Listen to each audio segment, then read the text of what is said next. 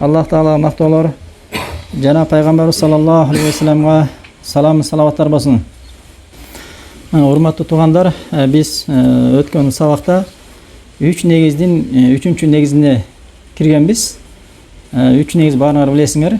Ар бир сабакта бир сыйдан мен айтып коем, эсиңерге түшсүн. Биринчи негиз Аллах Тааланы таануу, экинчи негиз исламды таануу, үчүнчү негиз пайгамбарыбыз саллаллаху алейхи вассаламды таануу. Аллахты таануу негизин алдык, исламды таануу негизин алдык. Үчүнчүсү эң акыркы негиз бул пайгамбарыбыз саллаллаху алейхи вассаламды таануу негизи. Пайгамбарыбыз саллаллаху алейхи вассаламга таануу негизине биз өткөндө биринчи сабак алганбыз. Бүгүн буйруса иншалла экинчи сабак. Өткөндө биз пайгамбарыбыз саллаллаху алейхи вассаламдын ата тегин, кайсыл уруудан болгонун, жана пайгамбарыбыз саллаллаху алейхи вассаламдын канча уулу, канча кызы болгон, канча жубайы, канча күң болгон, мына ошол туурасында кыскача маалымат алганбыз.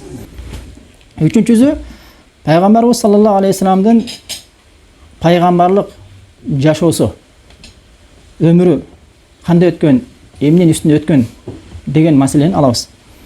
Матында айтып атат: "Валаху минал умри 63 сана". Пайгамбарыбыз саллаллаху алейхи вассаламдын жашаган жашы 63 жыл дейт. Ва минха 40 qabla nuwa. Пайгамбарыбыз саллаллаху алейхи вассалам пайгамбар болгонго чейин 40 жыл жашаган дейт.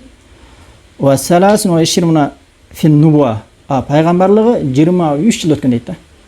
Пайгамбарыбыз 40 жашка толгондо пайгамбар болуп, анан 40 жаштан кийин канча жыл жашаган экен? 23 жыл пайгамбарлыктын үстүндө өткөн да. Канча жылы Меккеде өткөн, канча жылы Мадинада өткөн? 13 жыл кайда болгон? Меккеде болгон. Ал эми 10 жыл Мадинада өмүр өткөн. Пайгамбарыбыз саллаллаху алейхи вассаламдын жаш кезинде кайта турган болгон болсок, пайгамбарыбыз пайгамбар боло элекке чейин Меккеде билесиздер, аябай элдер жахилат доорунда болгон да. Жахилат доору деген эч кандай бир дин жок. Албетте мурунку Иса алейхиссаламдын дини болгон, бирок алар эмне бурмаланып кеткен да. Ошондон эч кандай бир сыйына турган, Аллах Таалага жеткире турган таза шариат дин жок. Адамдардын баары жахилат доорунда, динсиз заман. Ар ким өзү каалагандай кудайларды таап алып, мына ошондой жашашкан да. Бирөөлөр путка сыйынган. Эми баарыңыздар билесиздер, ислам тарыхына карай турган болгон болсок, Кабанын терегенде 360 фут болгон да. Бирөө таштан жасалган, бирөө жыгачтан жасалган. Жада калса илимдер айтышат, мушриктер сапарга чыкканда баягы камырдан кудай жасап, баягы камырды коп койсоң катып калат го. Аябай катып калган дейт. Ошону сапарга алып алган дейт. Ошол сапарда мени колдойт, коргойт деп алып алган дейт да. Бирок сапарда жүрүп алып чыккан тамактары түнгөн учурда, аргас болгон учурда ошо кудайлардын таш менен майдалап туруп, анан кудайларын жей турган болгон дейт да. Кудайлардан үмүт кылган нерселер ар кандай болчу да. Бирөө ушул кудай мени мага бактылык берет десе, бирөө ушул кудай ооруган учурда бизге шифа берет дейт. Бирөө айтат бизге бактылуулук берет, бирөө айтат бизди колдойт, сапарыбызда сактайт, кырсыктан, апаттан, кыскасы субханалла арбак колдойт. Бизде ушундай адамдар бар. Ошол учурда ошол арбак колдойт деген, мына ошол эң биринчи ошол мушриктерден башталган да. Арбак колдойт, өлүктөр уруп коет, зыян берип коет, пайда берет, шифа берет деген ишенимдердин баардыгы кээ алыга чейин биздин заманыбызда бар да. Азырга чейин ошол ишенимдер бизде бар да. Бирок ушул ишенимдердин баардыгы качан пайда болгон? Мына ошол учурда туулган. Ошол ишенимдерди азырга чейин көтөрүп жүргөн, мен мусулманмын деп көтөрүп жүргөн адамдардан укканда ушундай жүрөгүм кейит да. Болбосо ошол учурдагы бир топ мушриктердин өздөрү ошол ишенимдерди арбак колдойт, баланча урат деген ишенимдердин баардыгын алар ислам келгенде бунун баары шик турбайбы деп ташташкан да.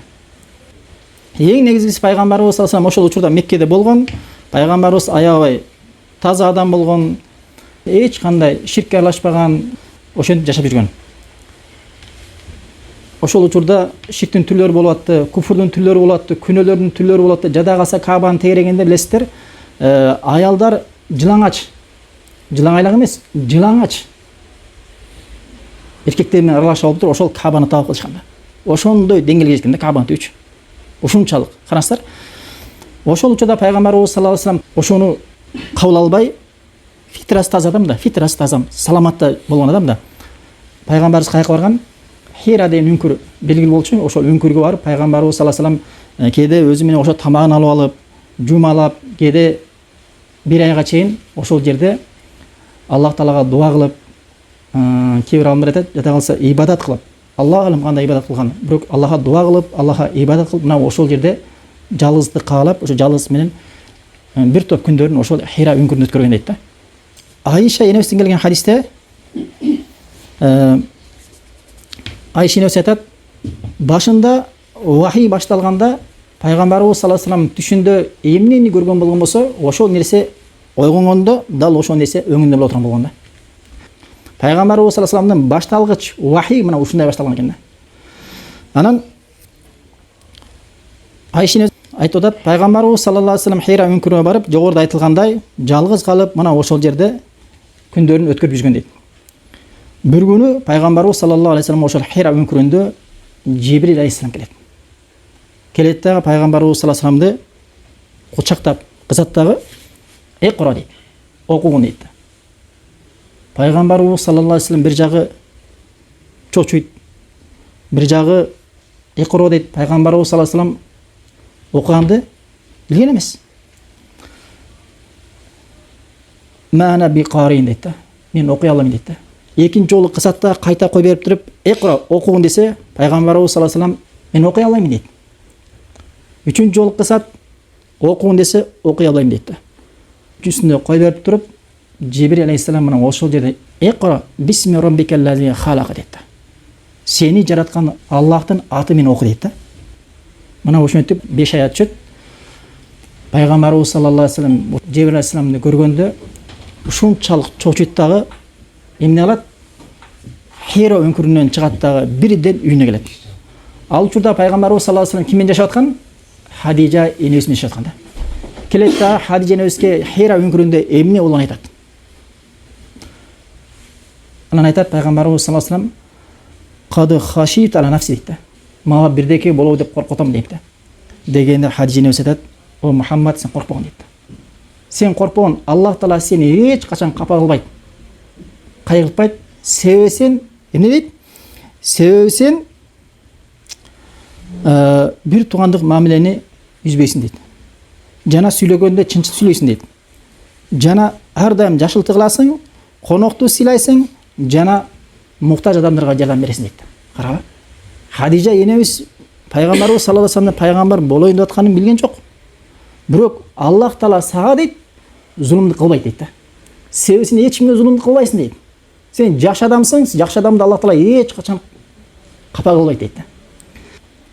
Хадижа энебиз өзүнүн абасы Варакат ибн Науфал деген аксакал болгон, ошол учурда ал христиан динин карманган да. Ошол дин менен Аллахка синип келаткан. Ошого алып барат. Алгачкы Иса алейхиссаламдын дининен кичине маалымат бар. Ошого алып барат. Ошол алып барганда сен эмнени көрдүң дейт да. Пайгамбарыбыз саллаллаху алейхи вассалам эмне болгонун баарын айтып берет. Айтып бергенде Варакат ибн Науфал айтат, бул намус турбайбы дейт да. Муса алейхиссаламга келген Жибрил алейхиссалам экен дейт да. Сен келечекте пайгамбар болосуң билмөтүн дейт да. Сени Меккедеги өзүңдүн коомуң Меккеден кууп чыгарат дейт да. Эгер мен ошол учурда болсом, сага жардам бермекмин дейт да. Мени өзүмдүн коомум чыгарабы дегенде, албетте чыгарат дейт да. Тарыхта белгилүү деген сөз айтат да. Эми маселе, азыркы учурда кээ бир туугандар Маккага, Мадинага зиратка барганда, ошол пайгамбарыбыз саллаллаху алейхи вассалам Хира үңкүрүндө Икра сүрөсү түшкөн, ушул жерден пайгамбар болгон, ошол жерге зиярат кылайлы деп зиярат кылып барышат да. Ушул болобу? Десе ахли сүннат алымдар айтат. Пайгамбарыбыз саллаллаху алейхи вассалам Хира үңкүрүндө Аллахка дуа кылып жүргөн кезде Жибрил алейхиссалам түшүп, ал пайгамбар болгон дейт. Бирок пайгамбарыбыз пайгамбар болгондон кийин ал жерге барган эмес дейт. Пайгамбар болгонго чейин баягы Мекке мушриктердин кылган, жасаган амалдарына жиркенип, капа болуп, нааразы болуп, жалгыздыкты каалап, ошол Хира үңкүрүнө барып Аллахка дуа турган дейт. А качан пайгамбар болгондон кийин ал үңкүргө кайта барган эмес дейт. Жана пайгамбарыбыз саллаллаху алейхи вассалам Мадинага хижра алып келгенден кийин кээ бир учурларда согуш себептеринен болобу, же болбосо умрага барганда болобу, же болбосо ажыга барганда болобу, пайгамбарыбыз өзү дагы жана сахабалар дагы Хира үңкүрүнө зиярат кылып барган эмес дейт. Алымдар айтышат, кимде-ким ошол жерге баруу ыйык орун, берекелүү деп айта турган болгон болсо, алымдар бул бидат дейт. Же болбосо ошол жердеги Хира үңкүрүндөгү таштар, топурактар, кумдар бул берекелүү, жакшы топурактар, пайгамбарыбыз баскан орундар деп ала турган болгон болсо, же көрө турган болгон болсо, бул дагы эмне? Бидат дейт. Жада калса ошондой ишеним менен, бул ыйык орун ошол жерге барыш керек деген ишеним менен ошол жерге бара турган болгон болсо, умрага, ажыга барганда бул бидат кылган болот дейт. Себеби бул жердин берекелүү экендигине, ыйык экендигине эч кандай далил эмес дейт. Ал эми кайсы бир адамда ошол жердеги Хира үңкүрүнүн ташы же топурагы адамга пайда берет, зыян берет, шифа берет деп ишене турган болгон болсо, анда бул чоң ширк дейт. Бир үңкүр Аллах жараткан. Болгону пайгамбарыбыз жалгыз калуу үчүн ошону себеп кылып ошол жерге барып турган. Ал дагы пайгамбарга чейин да. Ал эми бирөө жарым жөн гана тарыхты изилдеп, кокустан бир жөн эле көрүп коеюн деп эч кандай ишеними жок барып көрө турган болгон болсо, проблема жок. Бирок алымдар айтат, акыркы учурларда көп адамдар ошол жерге барып бир бидаттарды кылып аткандыгы үчүн, туура эмес бидат ишенимдер менен барып аткандыгы үчүн адам барбаганы жакшы дейт да. Ошол жөн гана тарыхты изилдеп көрүп коеюн деп барыш дагы жакшы эмес дейт. Себеби сени бирөө көрүп алып, бул жерге барган берекелүү турбайбы деп жол ачылбашы үчүн дейт да. Бул биринчи маселе. Экинчи маселе, биз айттык өткөндө сабакта, пайгамбар менен элчинин айырмасы бар. Эми бул китепте айтылат, пайгамбарыбыз саллаллаху алейхи вассалам Иқра сүрөсү менен пайгамбар болду дейт. Ва урсила бил муддассир. Муддассир сүрөсү менен ал элчи болду дейт. Исламда пайгамбар деген нерсе бар, жана элчи деген нерсе бар. Кайсынысы жакшыраак? Элчи же пайгамбар бар? Элчи жакшыраак, жогору турат. Бирок бул жерде айтат, кайсыл аят менен пайгамбарыбыз саллаллаху алейхи вассалам пайгамбар болду, жана кайсыл аят менен пайгамбарыбыз элчи болду деп суроо коет да. Десе, алымдар айтат, пайгамбарыбыз саллаллаху алейхи вассалам пайгамбар болду Иқра сүрөсү менен дейт. Иқра сүрөсүндө Иқра бисми раббикаллади халака. Мына ушул Иқра сүрөсү менен пайгамбарыбыз саллаллаху алейхи вассалам пайгамбар болду. Пайгамбарыбыз үйүнө келип, "Хаджа, мени орогун" деди. Хаджинес адыялы менен жана орой турган ошол учурдагы кийимдери менен пайгамбарыбыз саллаллаху алейхи вассалам коркуп жатканда пайгамбарыбыз ороп койду да. Кийин бир топ убакыттан кийин эмне? Пайгамбарыбызга муддассир сүрөчү деди. Иқра сүрөсүнө жөн эле келди дагы, сен Иқра окугун деп келди. А бирок муддассир сүрөсү келгенде эмне деп келди? Я айюхал муддассир дейт да. О, оронучу дейт да. Кум фаанзир дейт. О, оронучу дейт. Пайгамбарыбыз саллаллаху алейхи вассалам кайлап атат да. О, оронучу тургундагы адамдарды эскерткин дейт да. Кара. Эмне дейт бул жерден? Бул жерден тургундагы адамдарды эмне? Ширктен эскертип, адамдарды жалгыз Аллах Тааланын өзүнө сыйынууга чакырган дейт. Аллах Таала буйруп атат. Мына ушул нерсе менен эмне болду пайгамбарыбыз? Элчи болду баракы. Себеби элчи менен пайгамбардын айырмасы өткөндө аныктамасын айттык го. Негизи элчи кандай, пайгамбар кандай деген маселеде аныктамасында талаш бар. Эми ошол аныктамаларын айтып коеюн силерге түшүнүктүү болуш үчүн.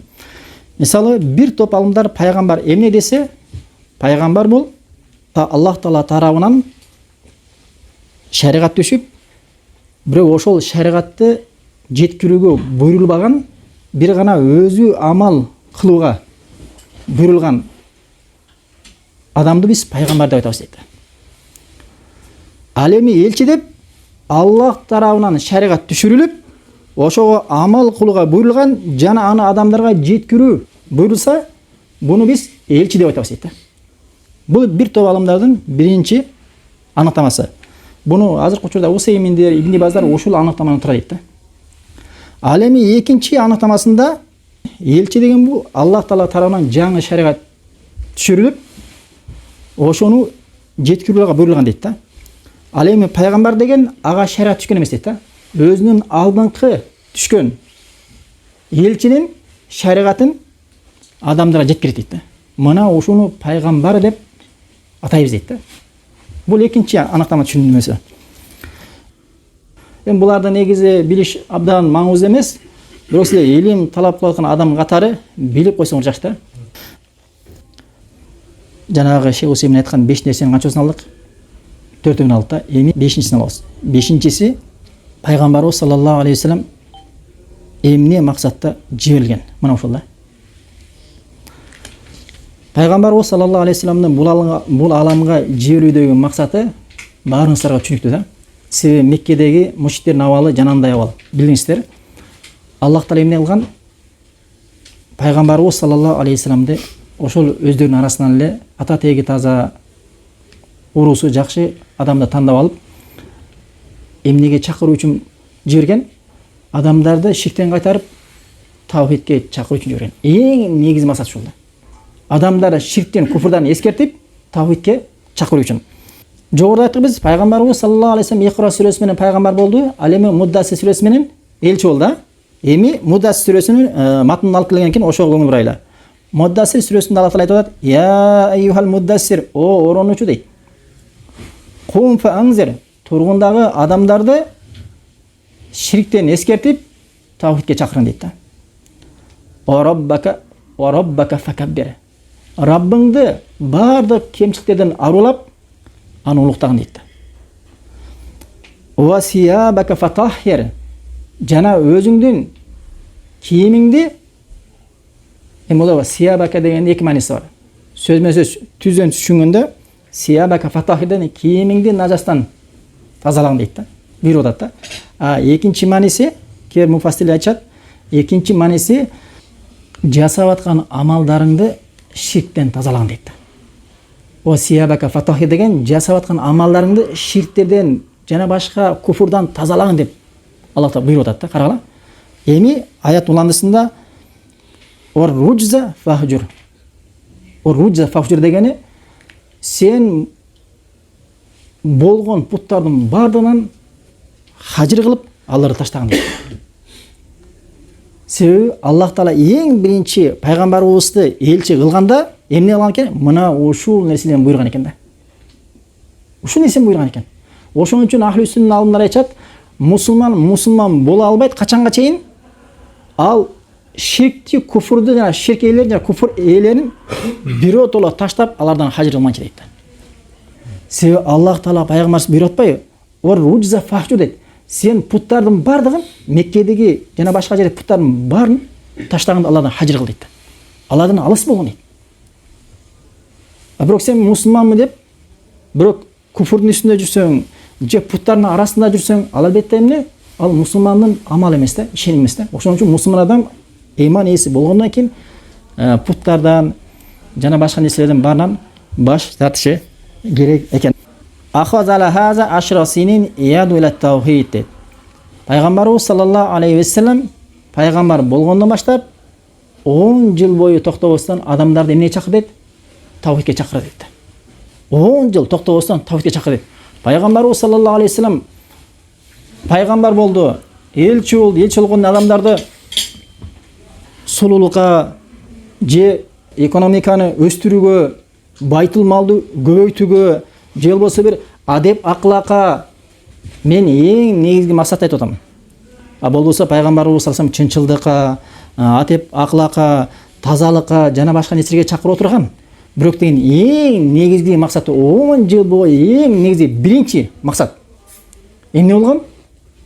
Ал адамдардын баардыгын ширктен кайтарып, Аллах Тааланын жалгыз өзүнө сыйынууга чакырган. Жалгыз өзүнө сыйынууга чакырган. Мына ушул эң негизги максат ушул болгон да. 10 жыл бою намаз жок. 5 мал намаз жок. Зекет жок. Орозо жок. Ажы жок. 10 жыл бою эмне?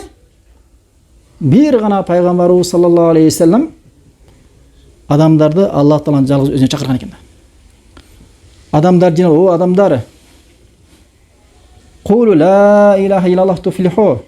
ла илаха илlalloh келмесін айтқыла, Аллахтан башқа сыйынуға татыту зат жоқ деп ішенгіле, Аллах Тағаланың жалғыз өзіне сыйынғыла, аға шерік қошпоғыла, моғыз сілердің сыйынып отқан пұттарыңар, жана Аллахтан башқа өліктер, мазарлар, талдар, таштар пайда берет, ұрып қойып, зиян берет деген нәрселердің бардығын пайдасы жоқ алар. Аллах Тағаланың қолына бардық нәрсе деп пайғамбарымыз саллаллаху алейхи вассалам көчөдөн болобу, аларды бир жыйнап алабы, үйүнө барып болобу, сапар кылып болобу, пайгамбарыбыз саллаллаху алейхи вассалам ушинтип жакшылыкка чакырып жамааттан кайтарып атты да. Адамдар пайгамбарыбызга зыян берди. Мушриктер пайгамбарыбызды сахир деди, сыйкычы деди, мажнун, жинди деди, кахин, көзү ачык деди.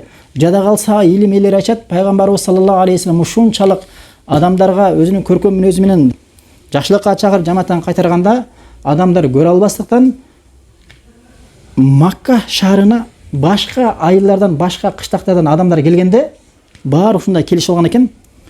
Кирип келиши менен астынан тосуп алып туруп, Мухаммад деген адам бар бизде. Андан өтө этият болгон. Ал деген жин болуп калган. Сага ар нерсени айта берет деп бирден эскерткен. Кирип келиши менен тосуп алып туруп, аны даярдап койгон да.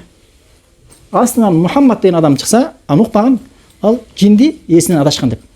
Пайгамбарыбыздын артынан түшүп алып, тикенектери чачып, жада калса пайгамбарыбыз саллаллаху алейхи ва саллям Каабанын астында намаз окуп атса, Меккеде мушриктердин башчылары жиналып алып, өлүп калган төөнүн баласынын карынын алып келип туруп, пайгамбарыбыз саллаллаху алейхи ва саллям үстүнө ким жабат дейт.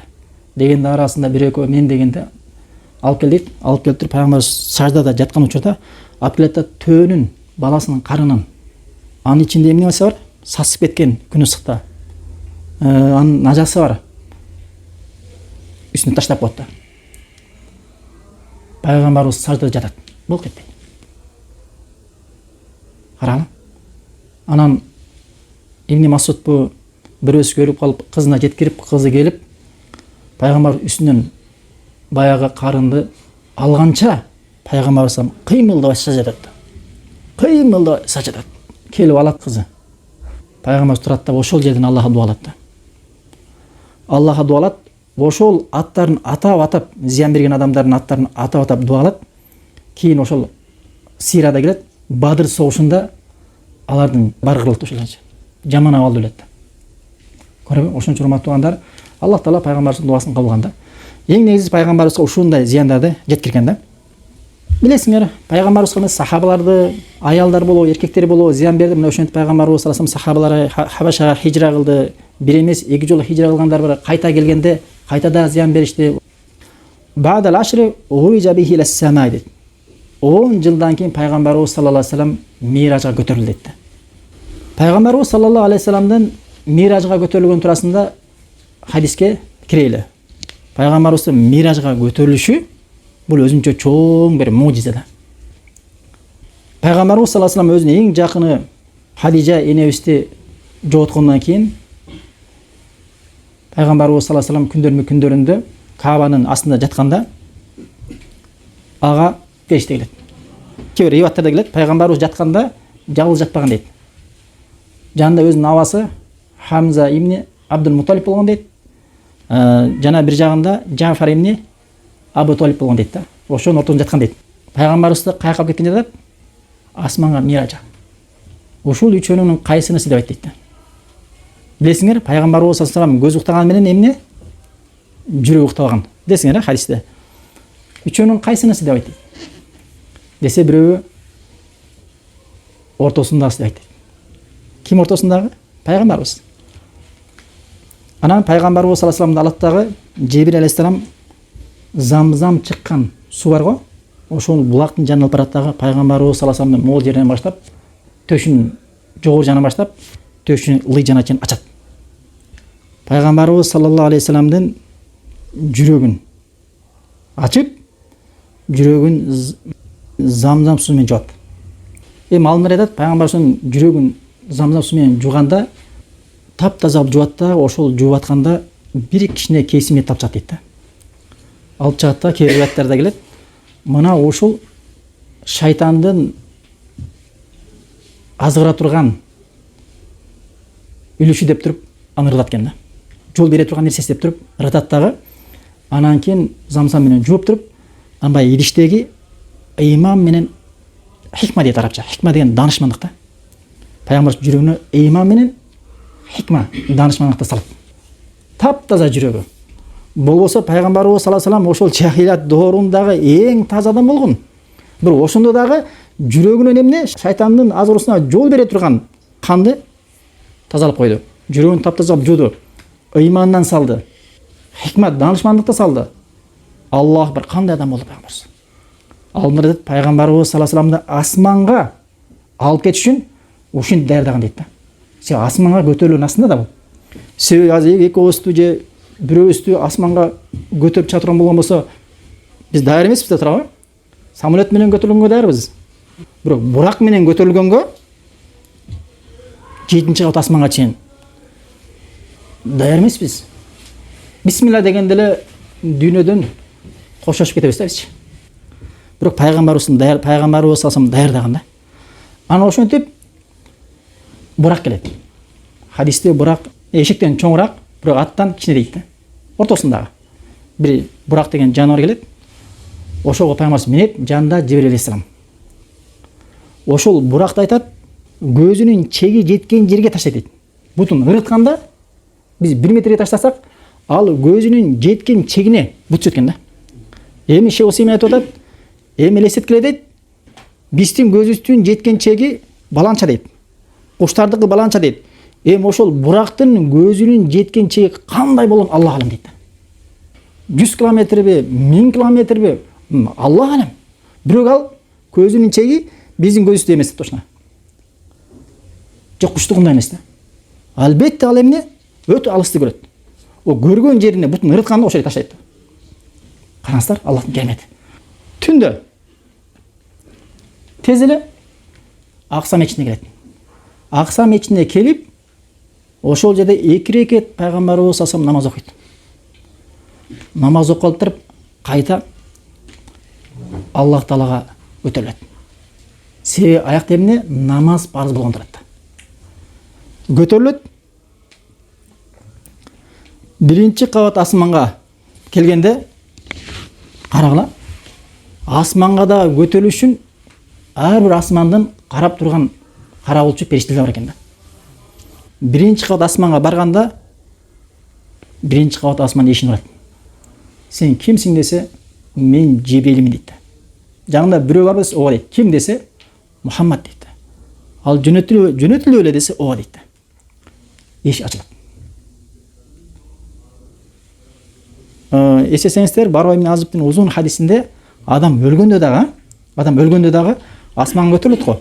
Ошондо биринчи кабат асманга барганда ал дагы эмне ачылышын талап кылат а? Жана өлүм периштелерчи. Анан жакшы адам болсо ачылат, жаман адам болбосо ошол жерден күү менен, күч менен ыргылат а? Көрсөңүздөр, бул жерде караңыздар. Ал мейли ал өлүк болгон болсо, мейли ал тирүү болгон болсо, сөз түрдө эмне талап кылынат экен эшикчи. Анан биринчи кабат асманга барат, эшик ачылат, кирет. Киргенде ал жерде Адам алейхиссаламды көрөт. Дүйнө асманда, биринчи кабат асманда. Фасалим дейт. Атаңа салам бер дейт. Жибрил алейхиссалам пайгамбарга атаңа, Адам атага салам бере дегенде, пайгамбарыбыз салам берет, саламын кабыл алат. Рахаба бихи. Кош келипсиң дейт. Адам алейхиссалам, кош келипсиң дейт. Кош келипсиң, Салих бала жана Салих пайгамбар деп Адам алейхиссалам тосулат. Карала. Салих бала деген эмне? Себеби Адам бардык адам баласынын атасы да. Ошон үчүн Салих бала жана Салих пайгамбар деп Адам ата сүйүнүп тосулат да. Ошол хадисте келет, ушул Адам ата дейт, оң жагын караганда күлүп, сол жагын караганда ыйлайт экен дейт да. Себеби оң жагын караганда өзүнүн тараган адамдардын рухтары, эң бактылуу беш кире турган рухтар оң жагында жиналган экен да. Ошолорду көргөндө менин балдарым, беш кире турган балдарым рухтар деп аларды көрүп сүйүнүп күлөт экен да. Сол жагына караганда өзүнүн урпактарынан тараган, жалпы кыямат күнгө чейин келе турган, тозок келе турган адамдар рухтарын көрүп капа болуп ыйлайт экен да. Адам алейхиссаламды мына ушундай Алла табат да. Экинчи кабат асманга барат. Эшти ачын талап кылат. Ал сурайт: "Сен менен ким? Мухаммад жөнөтүлдү белесиң?" "О, жөнөтүлгөн." Ал жерден Иса алейхисаламды, Мариям улу Иса алейхисаламды жана Яхя ибн Закария экөөн көрөт. Аларда мархабан деп тосуп алат. Андан кийин 3-чү асманга көтөрүлөт. Ал жерден Юсуф алейхисаламды көрөт. Көтөрүлгөндө эштен жанагындай нерселер айтылат. Киргенде Юсуф алейхисаламды мархабан деп тосуп алат. Юсуф алейхисаламды көргөндө пайгамбар айтат: "Чындыгында Юсуф алейхисаламга сулуулуктун жартысы берилди" дейт. Чындыгында сулуулуктун жартысы мына ушул пайгамбарга берилди деп айтат. Се өтө сулуу болгон. Андан кийин 4-чү кабат асманга көтөрүлөт. 4-чү кабат асманга көтөрүлгөндө ал жерден Идрис пайгамбарыбыз салам. Ал дагы бири-бирин мархабан деп тосуп алып, андан кийин кайта 5-чи кабат асманга көтөрүлөт. Эң несимен кыскача айтатам, болбосо ар бир асманга көтөрүлүп атканда эшиктин ачын талап кылынат. Жанагындай суралат да, сөздөр болот. 5-чи асманга көтөрүлгөндө Харун ибн Имронун баласы Харун алейхисалам, Муса алейхисаламдын менен чогуу Фиргавнга барган, билесиңер, тууганы. 6-чы кабат асманга барганда ал жерде Муса алейхисаламды көрөт да. Ал менен дагы мархабан сөздөр болуп, анан эмне? Муса алейхисаламдан көтөрүлгөндө Муса алейхисалам ыйлайт да. Эмне себептен ыйлап атасың деп суралганда Муса алейхисалам айтат: "Менден кийин пайгамбар келип, анын үммөтү менин үммөтүмө барганда 5ке көп кирет экен" деп ыйлайт да. Эми ушул жерден алынып айтышат. Ошондо Муса алейхисалам эмне пайгамбардын үммөтүнө көрө албастык кылып ыйлап атабы дейт да. Десе алыныр жок дейт. Пайгамбардын үммөтүнө көрө албастык эмес дейт. Болгону өзүнүн үммөтүнөн аз гана адам жооп бергенине жана көп адамдар тозокко киргенине сыздап, кайгырып ыйлап атат дейт да. Жана ошондой эле канчалык кайсыл пайгамбардын үммөтүнөн көп адамдар иманга келсе, исламга келсе, ошонун жасаган амалдарынын соогун баары кимге жазылат? Ошол пайгамбарга жазылат да. Ошол нерседе дагы ал эмне? Кем болуп калгандыгы үчүн, төмөн болуп калгандыгы үчүн мына ушундай себептерден сыздап, кайгырып ыйлап аткан көрөт. Ман далла алал хайри кафаилхи. Кимде ким жакшылыкка жол көрсөтсө, ал ошол нерсени жасагандай соопка ие болот хадистечи. Эми бирөөнүн атынан умра жасап болот го. Пайгамбардын атынан умра кылсам болобу, ажы кылсам болобу деп сураса, Шейх Сулейман Рухали айтат: "Сен пайгамбарыбыздын атынан умра жасабайлы, ажы жасабайлы, өзүңүн атынан жасай бер" дейт да. Эмне аласың деп пайгамбардын атынан жасат. Пайгамбарыбыз иншалла соогун алат дейт да. Себеби сен ыйманга келишиңе ким себеп болду дейт? Пайгамбарыбыз onu себеп болду дейт да. Көрсөңөрбү? Андан кийин 7-чи кабат асманга көтөрүлөт. 7-чи кабат асманга көтөргөндө ал жерден Ибрахим алейхисалам, пайгамбарлардын атасы болгон Ибрахим алейхисалам табат да. Ибрахим алейхисалам көргөн учурда Ибрахим алейхисалам туура Байтул Мамурга жону менен сүйөнүп турган абалда көрөт да. Байтул Мамурду билесиңер, а? Күндө 70 миң периште таваф кылып ибадат кылыш үчүн кирет дагы, бирок кыямат күнгө чейин ошол периштелер кайтып келбейт дейт да. Күндө 70 миң периште таваф кылат экен.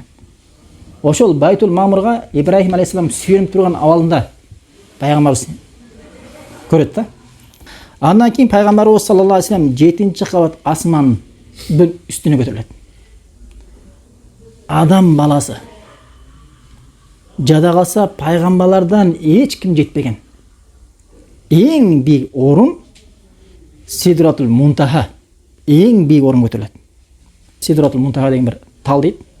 Ошол жака көтөрүлүп, Аллах тааланын астына барат да. Аллах таала менен пайгамбарыбыз тосуп турган нерсе эмне? Тосмо нур. Нур гана тосуп турат да. Болбосо пайгамбарыбыз саллаллаху алейхи вассалам Аллах тааланын астында өтө жакын. Аллах тааланы адам баласы бул дүйнөдө көрө албагандыгы үчүн эмне кылган Аллах таала? Нур менен гана тосуп турган да. Ошон үчүн пайгамбарыбыздан кийин суралганда, Миражга көтөргөндө Аллах тааланы көрдүңүзбү дегенде пайгамбар жок, көргөн жокмун, нурду гана көрдүм деген да. Тосмо нурду гана көрдүм деген да. Бирок пайгамбарыбыз саллаллаху алейхи вассалам Аллах таала менен сүйлөшкөн. Аллах таала менен түзмө-түз сүйлөшкөн да. Карал, эң бийик орун, адам баласы жеткен эң бийик орун. Мына ошол жерге барганда Ошол жерден Аллах Таала пайгамбарыбызга 50 мал намазды үммөтүнө парыз кылат. Кийин 7-чи кабат асманга түшүп, андан кийин 6-чы кабат асманга келгенде Муса алейхисаламга келип жолугат. Муса алейхисалам Аллах Таала сенин үммөтүңө канча мал намазды парыз кылды десе, пайгамбарыбыз 50 мал дейт. Муса алейхисалам: "О Мухаммад, сен Раббыңа кайткандагы андан жеңилдетишин сурагын. Себеби мен өзүм Бани Исраил коомуна мен намазды ушунчалык өзүмө парыз болгон намаздарды тажрыйба алып көргөнмүн. Чыда алышкан эмес дейт. Аткара алган эмес. Сен Раббыңа onu сурагын." Ошентип Аллах Таала кайта барат. Аллах Таала кээ бир алдыр айтат, 40ка чүргөн дейт, 30ка чүргөн дейт, 20га чүргөн дейт, кайта келип 10га чүргөн дейт. Ошентип эң акырында 5ке жетти. Муса алейхисалам өтүп баратканда да Муса алейхисалам дагы: "О Мухаммад, Раббыңа да кайткан" дейт. Кайтып дагы жеңилдетишин сураган, буга да чыдай албайт дейт. Дегенде пайгамбарыбыз салам: "Мен Раббыма кайта барыштан уяламын" дейт. Бол дейт. Уяламын деп туруп анан пайгамбарыбыз кетет. Мына ошентип бизге 5 мал намаз парыз болгон экен да. Бирок ушундай нерсе исламда ар бир жакшылыктын 10 эсеге көбөйтүп берилген себебинен 5 мал намаз окусак 5 мал 10 эсеге көбөйтүлгөндө ошол башында парыз болгон 50 мал намаздын соогу бизге берилет экен да, жазылат экен да. Аллаху акбар, караңыздар. 5 мал намазга бек болсоң, так болсоң, Аллаху акбар, сага 50 мал намаз соогу жазылат экен да. Ошол миражга көтөрүлгөндө пайгамбарыбыз салам жаннатты көрөт. Жаннат көрсөтүлөт. Жаннаттын топурагы мистен экени көрсөтүлөт. Мына ушул хадис Бухариде 7517 номерде келген, Муслимде 162 номерде. Мына ошентип пайгамбарыбыз саллаллаху алейхи вассалам мираждан келет. Мираждан келгенде кечинде түндө көтөрүлсө, ошол түн эле фажырга чейин келип калат. Эртең менен келип туруп, мен Акса мечитине бардым, миражга көтөрүлдүм дегенде Мекке муште ишенбеген да. Ишенбеген. Бирок Абу Бакирлер омала бирден ыйман келтирген да. Пайгамбарыбыз салам келип дагы ал жерден уктаган, эс алган да. Аллах Таала убакытты токтотуп койгонго да кудуреттүү зат. Тура отур эмеспи? Кайсы пайгамбар мушриктер менен согушуп күн жакын калганда Аллахым согуш али бүтүп элек, күндү токтотуп тур деп Аллахка дуа кылганда Аллах Таала күн токтотуп койгон. Билесиңерби? Кайсы пайгамбарлар? Юша эмне? Нуна. Ошол пайгамбар согушат дагы, согуш кечигерин сезгенден кийин Аллах Таала дуа кылып күндү токтотуп коет да. Убакыт жылбай турат. Анан бүткөндөн кийин анан жылып баштайт да. Пайгамбарыбыз миражга көтөрүлүп, аякта кандай деген убакыттар болду, сөздөр болду. Келгенден кийин дагы эс алып, анан эртең менен турат да. Анан ошон үчүн мушрикте ишенбеген да. Эми ошол мираж качан болгон талаш бар. Ошол миражда 5 мал намаз фарз болот да, ошол качан болгон? Бирок бу жерде 3 негизде Мухаммад рахимахулла хижра кылганча, Майдинага хижра кылекте 3 жыл мурун болгон дейт да. Себеби бул маселе талаш бар. Мисалы, кээ бир алымдар хижрага чейин 5 жыл мурун болгон дейт. Миражга көтөрүлүү. Кээ бир алымдар 3 жыл дейт. Кээ бир алымдар 16 ай дейт. 16 ай деген канча? 1 жыл 4 ай, а? Кээ бир алымдар 1 жыл дейт да. Ибн Хазм рахимахулла 1 жыл жада калса ушул нерседе ижма бар деп айткан да. Ибн Хазмчы. Бирок Мухаммад рахимахулла кайсысын арманган? Экинчи пикирди арманган да. Хижра кылганча Майдинага чейин, Майдинага хижра кылыштан мурун 3 жыл алдын пайгамбарыбыз миражга көтөрүлгөн, ошол учурда намаз парыз болгон дейт да. Болбосо маселеде талаштар бар экен да. 5 жыл, 3 жыл, 1,5 жыл, 1 жыл.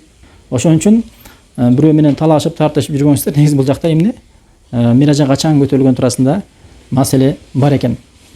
Анан пайгамбарыбыз салам Меккеге келет. Меккеге келгенден кийин билесиңер, намаз парыз болду, адамдар намаз окуйт, адамдарды намазга чакырат. Эми таухид менен эмнеге чакырып баштады? Мурун таухидке эле чакырса, эми таухид менен кошо намазга чакырып баштады. Анан пайгамбарыбыз саллаллаху алейхи вассалам зыян көрөт. сахабалар келчектери менен Хабаша хижра кылат. Пайгамбарыбыз саллаллаху алейхи вассалам жада калса өлтүрөбүз деп билесиңер, Меккеде муштерин баары жиналып, Аби Жахил ортого чыгып, бул Мухаммадты кантип кылабыз?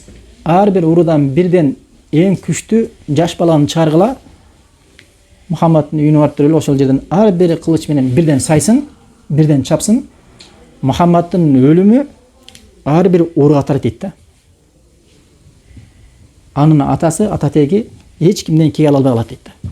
Се бир уру болгон болсо ошодон кек алышы мүмкүн дейт да. Бирок биз баарына тарата берсек, Меккеде уруулардын баарына тарата берсек, алыс болот дагы, күч жетпей калат дагы. Бир гана дия менен акча төлөп чыгып кетебиз дейт да. Ошентип Абу Жахил жадасы кээ бир адамдар ошол учурда шайтан бир адамдын келбетинде келип ушул пикирди берген дейт да, кээ бир адамдар. Баары бирден эң күчтүү балдарын чыгарат кылыч менен Пайгамбарыбыздын үйүнө барат. Аллах Таала баарын көрүүчү, билүүчү. Кел атканда Пайгамбарыбызга вахий кылынат. Пайгамбарыбыз өзүнүн ордуна Алини жаткырат дагы. Өз эмне Абу Бакир менен чыгып кетет да. Эмне кылыш керек болду? Пайгамбарыбыз ага чейин сахабаларына зыян берип, сахабаларын өлтүрүп, кыйнап, сахабаларга зыян берип аткандыктан сахабалар хижра кылганга мажбур болуп атса, эми Пайгамбарыбыз саллаллаху алейхи вассалам өзү хижра кылганга мажбур болуп атат да. Ошентип да Абу Бакир менен сүйлөшүп, экөө Абу Бакир төөнү даярдап, анан Пайгамбарыбыз экөө эмне чыгып кетет. Хижраны биз иншалла эмки сабакта хижра өтөбүз да. Пайгамбарыбыз кандай хижра кылган, кандай болгонун кийинки сабакта иншалла өтөбүз. Баракаллаху.